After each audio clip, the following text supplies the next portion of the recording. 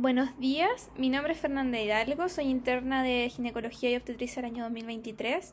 Hoy vamos a ver una presentación abreviada sobre la actualización del diagnóstico y el tratamiento de la endometriosis.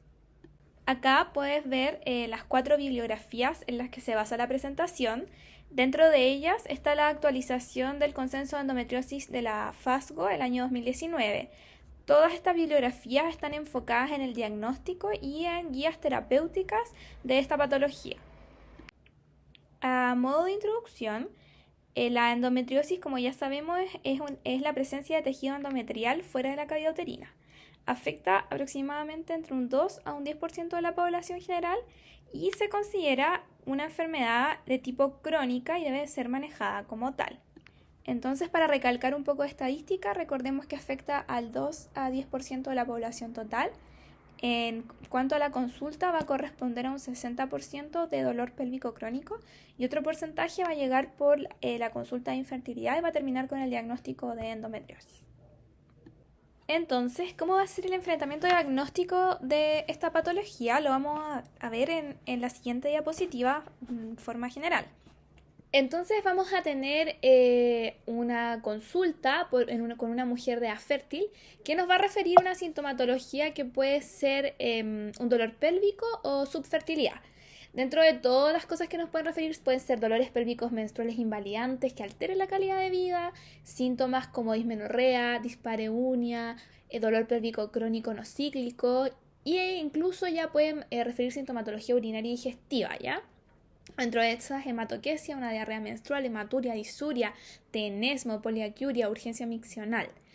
Que es importante tenerlo en mente pensando en una endometriosis siempre, este tipo de sintomatología urinaria y digestiva que ya nos pueden hablar de una endometriosis más profunda.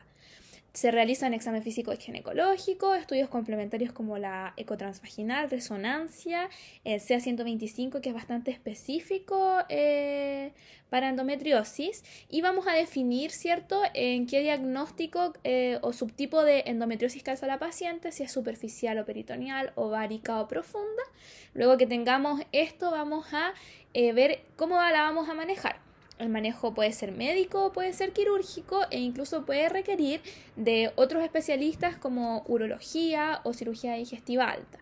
Siempre hay que tener en mente que tenemos que ir reevaluando a la paciente luego de su tratamiento porque esto es una enfermedad de curso crónico, por lo tanto podemos volver a tener este cuadro en la misma paciente. Ya con la cirugía, con el tratamiento médico esto no se cura.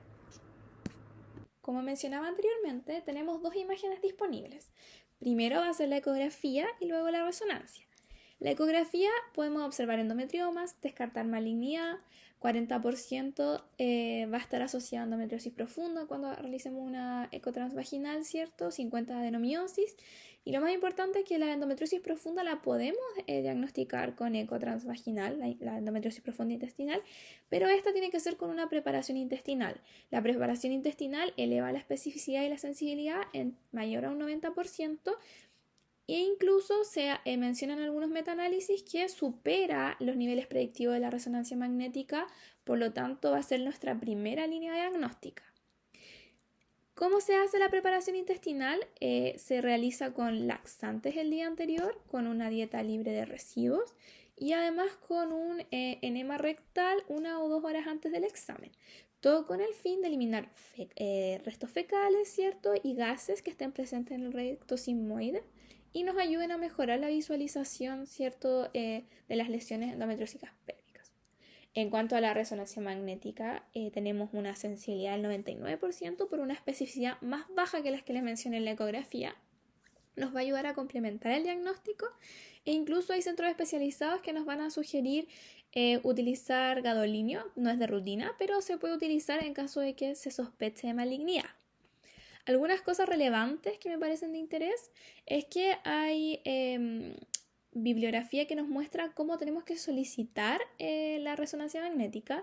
Dentro de esto las imágenes ponderadas en T2 con fase spineco, en plano axial, sagital y coronal, el T1 gradiente eco, el T1G con supresión de la grasa axial, el espesor de corte, que lo encuentro muy relevante, 5 milímetros con intervalos de 3, y los radiólogos con experiencia en endometriosis sabemos que no cualquier centro nos puede informar una resonancia magnética con sospecha de endometriosis.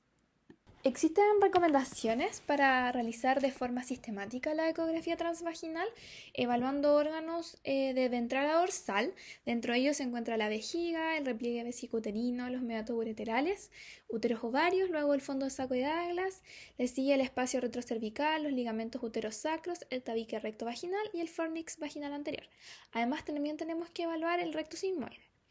La idea genera una recomendación en 4 pasos para para hacer la exploración con la ecografía.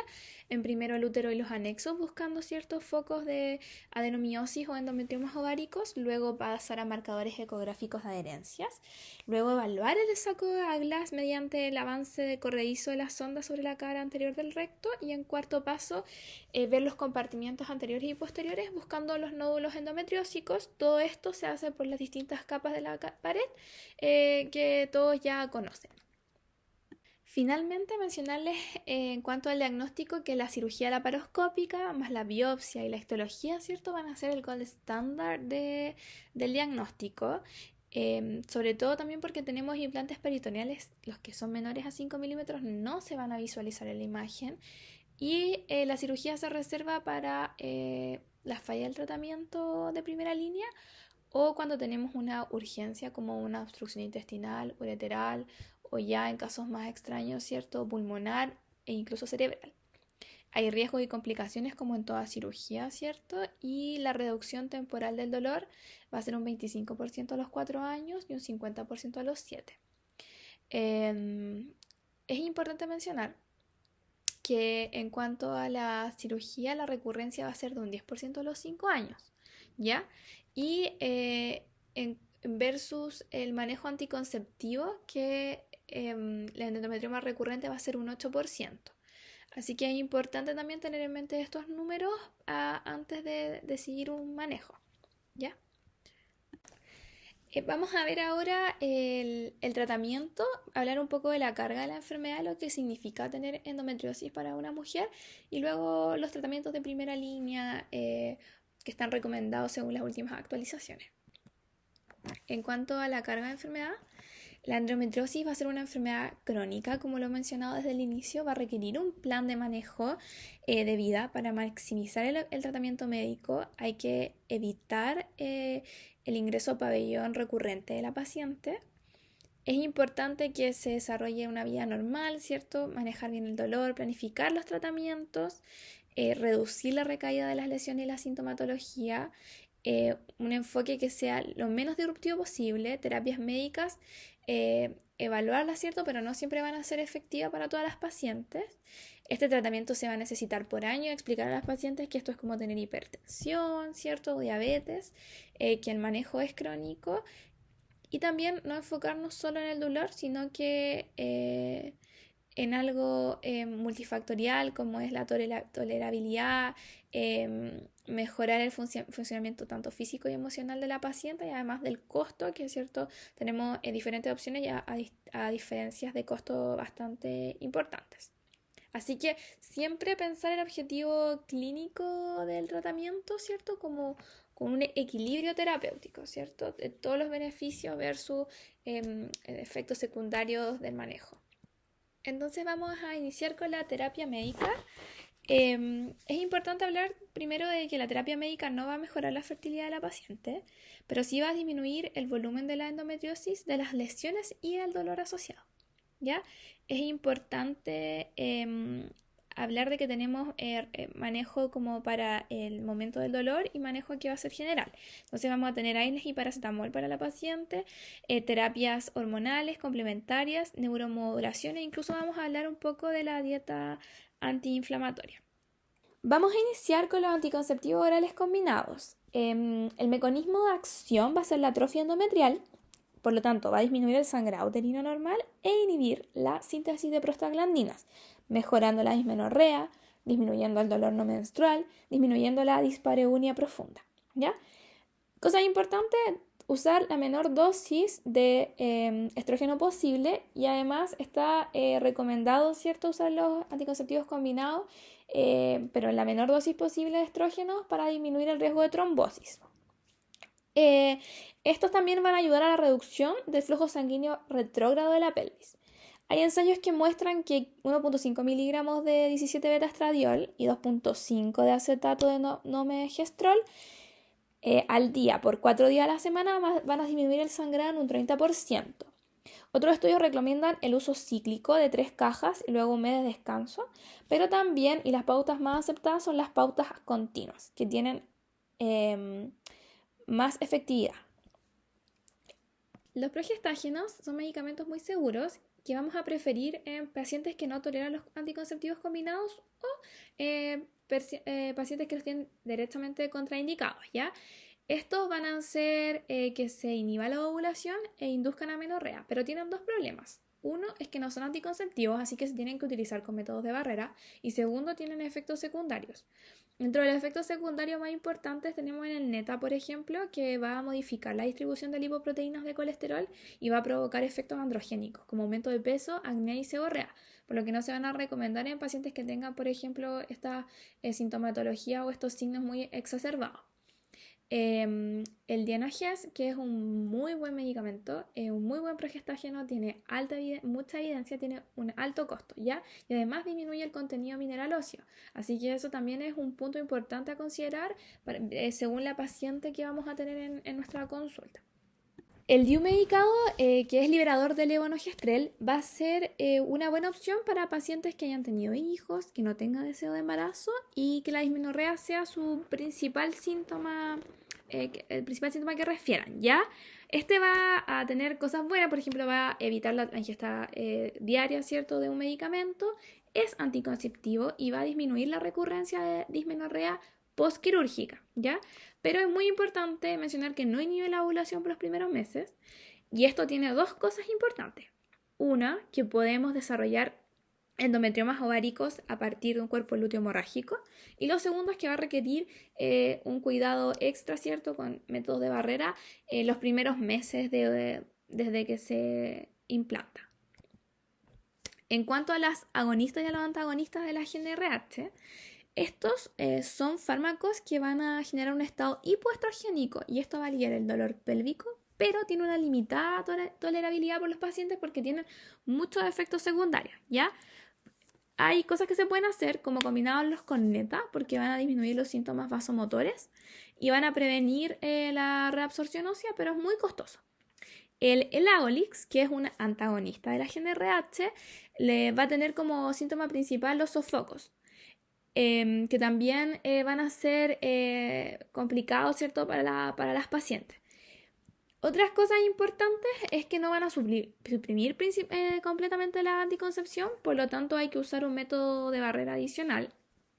El efecto del dolor es dosis dependiente, por lo tanto se tiene que ir jugando con las dosis y se pueden combinar con progestágeno en los primeros 7 a 10 días para evitar el pico inicial que se va a generar de gonadotrofina, ¿ya? El riesgo-beneficio aún es dudoso y por eso no son tan recomendados. Los moduladores selectivos de los receptores de progesterona están en boga hoy en día. Estos son moduladores selectivos del receptor de progesterona. Van a ejercer esta acción inhibiendo la proliferación de células endometriales, de sangrado uterino y de síntesis de prostaglandinas, ¿ya? Recordar que estos se usan en obstetricia para la interrupción del embarazo y en ginecología tenemos como anticoncepción de urgencia y el tratamiento médico de los miomas. Actualmente se están haciendo estudios, por ejemplo hay un estudio que muestra que se trató de 9 pacientes con 50 miligramos al día de mifepristona por 6 meses y se reportó alivio de los síntomas sin efectos hipoestrogénicos. Tenemos problemas en cuanto a la seguridad a largo plazo porque falta evidencia, pero hay varios estudios en marcha que es como el fármaco al final prometedor que podría solucionar cierto o ayudar también a la endometriosis. Ya. Hay dos pilares para elegir un tratamiento según el Comité NICE, ¿ya? Y uno de ellos es que el método farmacológico reduzca significativamente el dolor. Esto es lo más importante. Y lo segundo es que sea barato, ¿ya? Hay que iniciar con el medicamento más barato y el con mayor seguridad. Y luego podemos ir escalando con los menos baratos o más costosos, ¿cierto? Y disminuyendo la seguridad o la tolerabilidad de la paciente. Por ejemplo, si tenemos una endometriosis peritoneal o ovárica, ya hay que iniciar con anticonceptivos orales cíclicos. Pero si son ineficientes para la paciente o la paciente definitivamente no tolera, podemos dar progestágenos como el neta. Pero, y aquí se viene como lo costo efectivo, si el neta no funciona, sí se puede escalar a Inoges, por ejemplo, que también es un progestágeno que tiene mayor evidencia, pero es más costoso. Entonces es importante asegurar a la paciente que le estamos iniciando el manejo con algo que es barato y seguro para ella, ¿ya? Y siempre usar la terapia escalonada para evitar los costos elevados. Hay otras terapias que se le pueden recomendar a las pacientes, como el uso de medicina tradicional china. Dentro de ellas tenemos la acupuntura y el uso de hierbas medicinales, las que han reportado resultados terapéuticos similares a los tradicionales, pero con mucho menos efectos secundarios, lo que igual es importante para las pacientes, ¿cierto? Porque tenemos que tratar de disminuir los efectos secundarios para generar adherencia también en el tratamiento. Tenemos otros tipos de terapia asociada al manejo del dolor, por ejemplo, antidepresivos tricíclicos o inhibidores de los receptores de la serotonina, de la recaptación de la serotonina. Y acá es importante ver el estado de ánimo de la paciente, tal vez una consulta psiquiátrica o de salud mental, donde evaluemos el estado de ánimo, porque si no hay cambio en su estado de ánimo, podemos indicar los antidepresivos tricíclicos como la amitriptilina. Pero si tenemos además asociado un estado de ánimo lábil, por ejemplo, podemos indicar los ISRS, ya, ¿cierto? Como la sertralina, por ejemplo, para el manejo del dolor. Otros fármacos que se pueden usar son la gabapentina, la pregabalina, incluso se pueden llegar a utilizar opioides. Pero también hay otras cirugías como descompresión nerviosa o también los tratamientos de neuromodulación con pulsos eléctricos para estimular los nervios sacros, ¿ya? Y que están en la parte alta de la región glútea de la paciente. Se explica esta inflamación asociada al dolor que pueden tener las pacientes con endometriosis profunda, porque en el peritoneo tenemos distancias pequeñas de los nervios somáticos a las lesiones y pueden ser como aproximadamente 3 centímetros. Entonces tenemos una zona importante de dolor que puede ayudar a la neuromodulación, ¿ya? Finalmente tenemos los antioxidantes que aumentan las especies reactivas de oxígeno y hay disminución de los antioxidantes naturales de la endometriosis. Por lo tanto, se recomiendan antioxidantes, dentro de ellos tenemos la acetilcisteína, que es el más potente y el más utilizado, ¿ya? Hay ensayos clínicos de observacionales, eso sí, no comparativos, de casi 400 pacientes que con un dolor pélvico de una escala mayor a 3, visual análoga por supuesto, y con deseos de gestación, se trataron con N-acetilcisteína, ácido lipoico, bromelina y zinc, y demostró una reducción significativa del dolor a los 3 y a los 6 meses del uso de este medicamento. Bueno, la nutrición también va a ser un pilar importante del manejo de la endometriosis. Hay diferentes vitaminas que se han estudiado que disminuyen el dolor pélvico, como la vitamina C y la vitamina E, que además disminuyen la dismenorrea y la dispareunia, comparado con el grupo placebo del estudio, e incluso disminuyen significativamente marcadores inflamatorios del líquido peritoneal, ¿ya? Tanto como quimioquinas, interleuquinas, proteínas quimiotácticas, en comparación con pacientes que no tomaron la vitamina en ese estudio, ¿ya? Entonces, pueden ser efectos mediados tanto por propiedades antioxidantes de las vitaminas que van a mejorar estas manifestaciones clínicas de la endometriosis. Otro pilar podría ser la suplementación de vitamina D, que también redujo el dolor pélvico, y unos polifenoles que se llaman resveratrol, que se encuentran producidos naturalmente en algunas plantas, también en las uvas, en el vino, las bayas y las nueces. Por lo tanto, podría ser que el uso de estos alimentos ayudara, ¿cierto?, a disminuir el dolor pélvico, pero todavía hay estudios contradictorios al respecto. Lo que sí está bien estudiado y recomendado son las recomendaciones nutricionales para la endometriosis respecto a la dieta mediterránea, ¿ya? También está recomendada para la diabetes, ¿cierto? Para la hipertensión. Entonces, en cuanto a la dieta mediterránea, tenemos cosas importantes como la disminuir el consumo de carnes rojas, idealmente a 1 o 2 veces al mes. Disminuir los lácteos, porque provocan esta proinflamación constante de la zona, idealmente en fases agudas donde hay mucho dolor. Preferir el kéfir o el yogur de cabra. Dentro de las grasas, ¿cierto? Tenemos la palta, los frutos secos y el aceite de oliva. Consumir cereales, pero preferir los integrales y sin gluten también. En cuanto a las especias, se recomienda el uso de curry, cúrcuma, jengibre, ajo, romero y canela. Hay que eliminar las azúcares refinadas por completo, los ultraprocesados y además eliminar la soya. Además, se recomiendan 2 porciones de verduras al día y frutas que tengan un alto aporte de vitamina C, por lo que vimos anteriormente.